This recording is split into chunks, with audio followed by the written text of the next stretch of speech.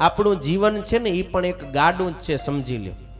ને આપણા જીવનની અંદર પણ બે છે, એક ગોવિંદ અને બીજો રસ. રસ કયો? પંચ વિષયનો. સમજ્યા ને? હું એક ગોરસ હતો.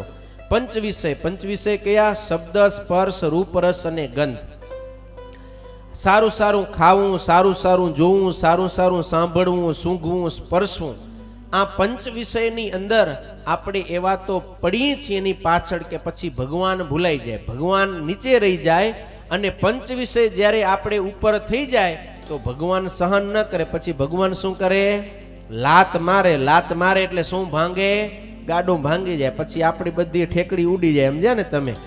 માટે ભગવાનને જીવનમાં પ્રધાન રાખવા, પણ વિષયને ક્યારે પ્રધાન થવા દેવા નહીં. પણ આપણે ભૂલી જઈ રહ્યા હો.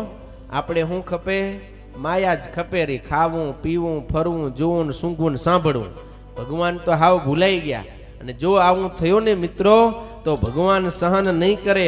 માટે બહુ ધ્યાન રાખવું અને આપણે ભગવાનને હંમેશા જીવનમાં આગળ રાખવા, ભગવાનને પ્રધાન રાખવા. બીજા ચાળી કર્યો કે ભગવાન આનો પક્ષ તમે રાખો રહ્યા, પણ આ તો આવો છે, આ તો આવો છે એમ કોઈક બીજા કે ને તો એ જન અવગુણ પ્રભુ માન ન કાહું. બીજા કે છતાંય પણ પોતાના ભગતનો અવગુણ પ્રભુ માને નહીં. હા, એ કે મારો છે ને એટલે બસ મારો ઈ સારો. સમજે ને? લોકમાં એવો રિવાજ છે, ખબર હે? માને એનો દીકરો સારામાં સારો લાગે. ભલે ને આખા ગામમાં સૌથી ખરાબમાં ખરાબ હોય તો માને છોરો કયો હારો લાગે? પોતાનો જ હારો લાગે. એમ ભગવાનને પણ પોતાના ભક્ત જ વાલા અને સારા લાગે. પણ આપણે ભગવાનના ભગત થાવું પડે, એને શરણે રહેશું તો ભગવાન ચોક્કસ આપણા પર દયા કરશે. સુખદેવજી મહારાજ કહે છે, ય એતદ પૂતના મોક્ષમ કૃષ્ણસ્યા ભરકમદ્ભુતમ શૃણુયાત શ્રદ્ધયા મર્ત્યો ગોવિંદે લભતે રતિમ. ગોવિંદે લભતે રતિમ. જે કોઈ મનુષ્ય શ્રદ્ધાથી આ પૂતના વધરૂપ ભગવાન શ્રી કૃષ્ણનું ચરિત્ર એને સાંભળશે કે ગાશે, એને ગોવિંદે લભતે રતિમ, એને ભગવાન શ્રી કૃષ્ણને વિશે અપાર પ્રેમ ભક્તિની પ્રાપ્તિ થશે. આવી રીતે ભગવાને પૂતનાનો વધ કરેલો છે. સુખદેવજી મહારાજ કહે કે હે પરીક્ષિત રાજન, ભગવાન શ્રી કૃષ્ણ આ રીતે અનેક લીલાઓ કરતા થકા ગોકુળની અંદર મોટા થઈ રહ્યા છે. એક દિવસ યશોદા મૈયાએ બાળ પ્રભુને સ્તનપાન કરાવી નીચે વસ્ત્ર પાથરીને એના ઉપર પોઢાડ્યા.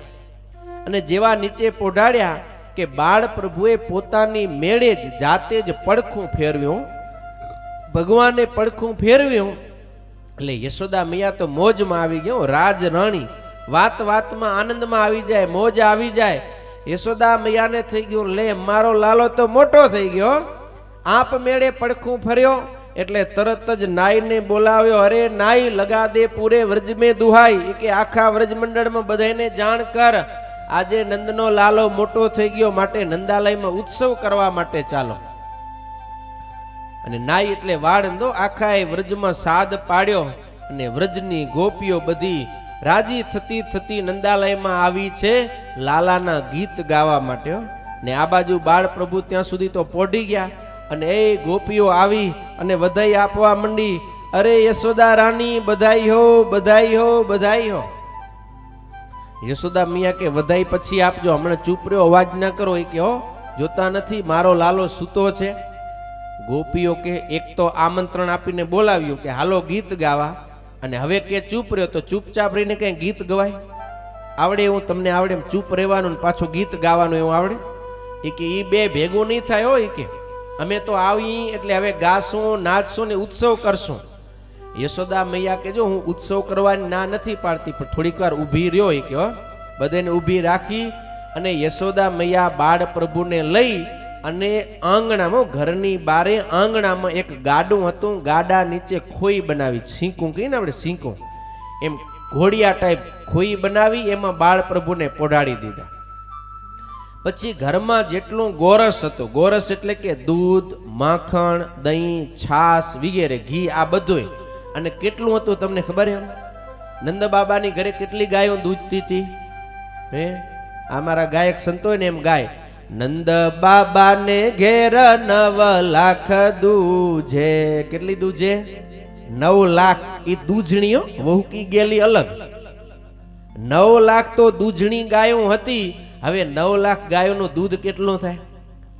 દહીં કેટલું થાય? માખણ ઘી કેટલું થાય? 9 લાખ ગાયો.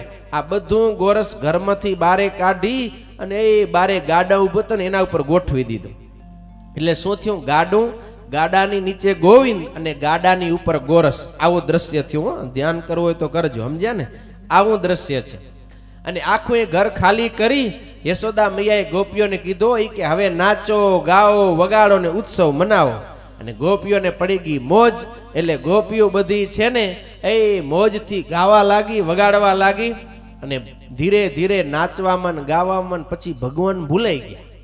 ભગવાન ભૂલાઈ ગયા એટલે ભગવાને બારે વિચાર કર્યો એ કે ઉત્સવ મારો થાય છે રહ્યો પણ મને ભૂલી ગઈ. એ બરાબર કહેવાય નહીં. સમજો, કથા બહુ જીવનમાં સમજવા જેવી. ઉત્સવ મારા નિમિત્તે થાય પણ મને ભૂલી અને નાચવાનું ને ગાવાનું ને વગાડવાનું એમાં મશગુલ બની ગઈ.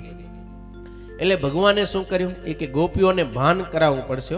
પણ ભગવાન નાનકડા બાળક છે. બાળકની પાસે એક જ હથિયાર છે. કયું? કયું? રોવાનું. કયું? બાલા નામ રોદનમ બલમ. ગમે એવું અહીંયા કને એક ટેણીઓ રોવા મંડે આમ ઓછા હાથે આપણે બધાનું ધ્યાન ત્યાં જ જાય. બધાને જોવું પડ્યો અને વ્યવસ્થા કરવી પડે, નકર કથા ન થાય. એની પાસે એક જ હથિયાર બાલા નામ રોદનમ બલમ. ભગવાને રડવાનું ચાલુ કર્યું પણ ઓલા વાજિંત્ર એવા વગાડતા હતા કે સંભળાણો નહીં. પછી ભગવાને વોલ્યુમ વધાર્યું આમ, પણ છતાંય ના સંભળાણો. એટલે ભગવાને થયું કે આ તો આજે સાંભળશે નહીં. ત્યાં બીજી બાજુ શું થયું? મથુરામાંથી કંસ રાજાએ પૂતનાને મૂકી હતી. એ પૂતના પાછી ના આવી એટલે કંસ રાજાએ ફરીથી એક બીજા અસુરને મૂક્યો ને એ અસુર હતો શકટાસુર. એટલે આમ તો અસુર જ હતો પણ અહીંયા કને ગાડામાં આવીને એને પ્રવેશ કર્યો. શા માટે? કે ગાડામાં પ્રભુ પોઢ્યા હતા ને એને એમ કે ગાડું ભાંગીને એને મારી નાખું એમ આ કનૈયાને. એટલે એને ગાડામાં પ્રવેશ કર્યો. ગાડાને સંસ્કૃતમાં કહેવાય શકટ, એટલે એનું નામ પડી ગયો શકટાસુર. એ શકટાસુર આવ્યો અને જે ગાડામાં બાળ પ્રભુ પોઢ્યા હતા એમાં એને પ્રવેશ કર્યો. ભગવાનને ખબર પડી કે મામાએ મોકલાવેલો અસુર આવ્યો છે. એટલે તરત જ આ બાજુ રડવાનું ચાલુ કર્યું. કોઈ સાંભળતા નથી, બાળકો રમી રહ્યા છે. એવા સમયમાં જ ભગવાને રડતા રડતા જ જોરથી એક ચરણ એટલે કે પોતાનો પગ એ ગાડાને માર્યો લાત. એ ગાડો આકાશમાં ઉછળ્યો અને ચક્કર ચક્કર ફરતું ફરતું નીચે પડ્યો અને ભાંગીને ભૂકો થઈ ગયો. એમાં રહેલો જે શકટાસુર એનો એ નાશ થયો. આકાશ માર્ગે દેવતાઓ આવ્યા, ભગવાન પર પુષ્પની વૃષ્ટિ કરી જય જયનો નાદ કર્યો. બોલો કૃષ્ણ કનૈયા લાલ કી. આવી રીતે ભગવાને શકટાસુરનો પણ નાશ કર્યો. પણ ગાડું આકાશમાં ઉછળી નીચે પડ્યો તે અવાજ તો ભયંકર આવે. એટલો ભયંકર અવાજ આવ્યો ને હવે ગોપીઓને ખબર પડ્યો. દોડતી દોડતી બધી બારે આવીને જ્યાં જોયું યશોદા મૈયાએ, ત્યાં તો જે ગાડામાં બાળ પ્રભુને પોઢાડ્યા હતા એ જ ગાડું ભાંગીને ભૂકો થઈ ગયો. યશોદા મૈયાને ચિંતા થઈ, બાળ પ્રભુને શોધવા લાગ્યા તો બાળ પ્રભુ આમ છાસનો મહાસાગરની અંદર છબછબિયા કરતા હતા. કારણ કે કેટલી ગાયોનું ગોરસ ઢોરાણું? 9 લાખ ગાયોનું ગોરસ ઢોરાય તો દરિયો થાય કે ન થાય? તે નંદાલયમાં દરિયો થઈ ગયો ને ભગવાન બેઠા બેઠા છબછબિયા કરે, મજા કરે. યશોદા મૈયાએ આવીને બાળ પ્રભુને તેડી લીધા. પછી બધા વિચાર કરવા લાગ્યા. નથી તો જોરથી પવન ફૂંકાયો, નથી વાવાઝોડું આવ્યું, નથી ધરતીકંપ થયો, તો આ ગાડું ભાંગ્યું કેમ? ત્યાં તો એક છોકરો આવ્યો. એ છોકરો કે મૈયા તમે બધા ઘરમાં ઉત્સવ કરતા હતા ને, અચાનક તારા લાલાએ રડવાનું ચાલુ કર્યું. મને વિચાર થયો કે લાવ લાલાને લઈને તમારી પાસે લઈ આવું. જેવો હું લાલા પાસે આવ્યો એ જ સમયે લાલાએ જોરથી એક લાત ગાડાને મારી કે ગાડું આકાશમાં ઉડ્યું અને પછી ધડ દઈને નીચે પડ્યું ને ભાંગને ભૂકો થઈ ગયો. યશોદા મૈયા કે દારી કે કઈ ભાંગ પીકે તો નહીં આવ્યો? એ કે હે આ હજી 2 મહિનાનો છોરો ઈ ગાડાને લાત મારે ને ગાડું આકાશમાં ઉડે, ઈ તારી વાત કોણ માનશે? છોરો કે મૈયા તેરે સરકી સોગંદ મેને નજરે દેખા, તેરે લલ્લા ને ही ગાડી તોડ દી. એમ છોરાએ કીધું પણ કોઈને માન્યો નહીં. કોણ માને? પણ એ સત્ય હતું. પણ કોઈને ખબર નથી કે આ લાલો નથી, આ તો ભગવાન છે.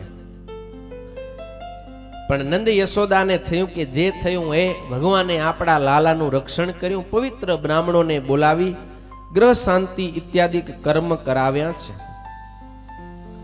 પણ વાલા ભક્તો, આ કથા આપણને જીવનમાં ઘણું બધું શીખવાડે છે હો. જો મેં તમને એક દ્રશ્ય દીધું તો ખબર ને, દ્રશ્ય કયું હતું? ઉત્સવ ભગવાન નિમિત્તે થઈ રહ્યો છે, પણ ભગવાનને ઘરમાંથી બારે કાઢ્યા અને ગાડામાં નીચે રાખ્યા અને ગોરસને ગાડાની ઉપર રાખ્યો.